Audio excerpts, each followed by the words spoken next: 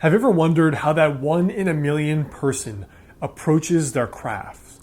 Whether they are that amazing artist or that world-class athlete that gets paid millions, or the best surgeon.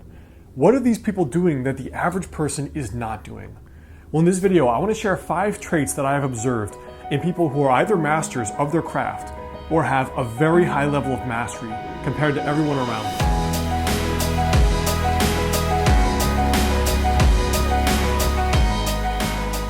What's up guys, Alex Hine, author of the book Master the Day.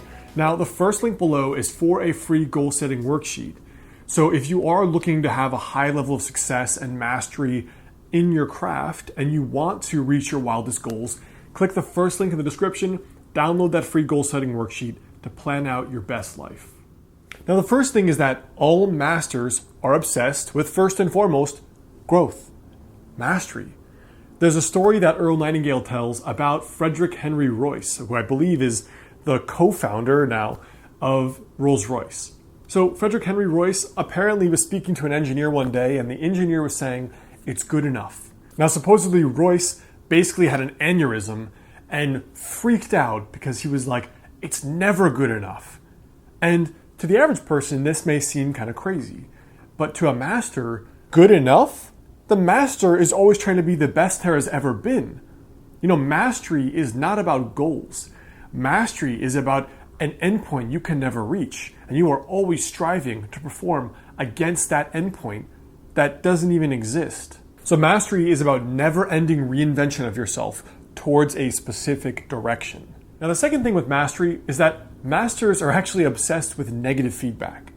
When I was in school, I had my math teacher and she said to me, "You know, Alex, your math, not so good, but you're a great writer." Now, obviously when you're in school, like you're trying to be good in all your studies, if you want to go to a certain school and your parents are riding on your back, and even though I wanted to pretend like I was good at math, the negative feedback of you're not great in math, even though you put in a lot of time, you're great at writing, even though you don't put in a lot of time. Masters love negative feedback. Because in my opinion, negative feedback is a lot more likely to A, be honest, and B, to be actionable. If someone says to you, "Oh, Jimmy, you're such a good student, great job." Like, okay, I got my pat on the back, but what do I do to improve? And since mastery is about improvement in a never-ending direction, positive feedback is frequently not so useful. So negative feedback is a lot more likely to clearly show what you have to work on to acquire a high level of improvement and growth until you are a master. The third thing is that masters are obsessed with truth. Now, truth you can equate to science on some level, right? The ultimate truth and reality we all agree upon. Because after all, if you are a chef and you want to make the most masterful pieces ever, with the most unique flavor, the best taste, and the most beautiful craftsmanship, the truth is somewhere between the intersection of the chef and the person eating the meal. If the person eating the meal says this tastes awful, then maybe that's not the actual truth. And in the same way, if you think you're the best surgeon ever in history and yet your patients keep dying, maybe you're not the best surgeon. At the end of the day, masters crave the truth because the truth is often that painful, objective feedback on what to do to increase their performance. Whether they are the athlete that wants to run the 100-meter dash faster, even if it's a training technique they don't like or they've never been familiar with, they've never seen before, or it is the chef wanting to create this masterpiece. And like all spiritual masters, they are all looking for the truth. The fourth thing is that masters are obsessed with skills and not knowledge. What differentiates mastery between a mixed martial artist, a surgeon, and the chef? What's the difference? Is it that some have more book knowledge? Is it some have Googled more and they have more documents on Evernote and Google Docs about how the various parts of their profession come together?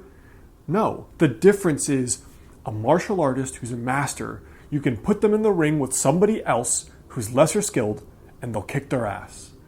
The difference with 2 surgeons is you can give the same patient and one will be able to save their life, one will not. The difference with 2 chefs is one will be able to take certain ingredients and make it come out into a delicious mix of flavors and tastes with a beautiful presentation, while the other one may not. So mastery, first and foremost, is about skill. It's about the actual ability to deliver, and not just intellectualize and not just philosophize, but to deliver under pressure. And finally, one thing I've learned is that masters are obsessed with failure. There's a saying that I used to love, and it goes something like this: the master has failed more times than the novice has even tried. You know, when I was building my business at the beginning, it was the most difficult and frustrating thing I've ever done, bar none.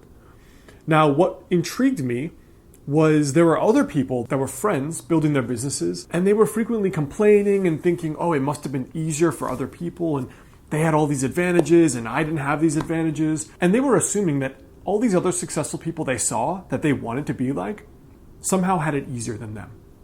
And the reality is it probably was not true.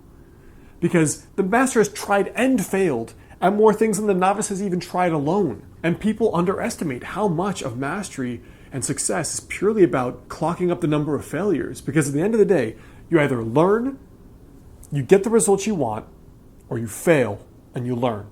Both result in mastery if you're wise and you analyze them.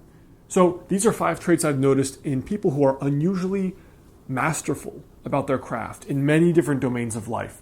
I hope that helps. I hope that's something to reflect on. And for me, mastery is really one of those obsessions in my life. So any chance I can get to learn from masters, I will take. Now again, click the link below. I've included that for a free goal setting worksheet to plan out the mastery process for reaching your goals. And then after you download that free worksheet down there below, come check out my related video right on this exact topic.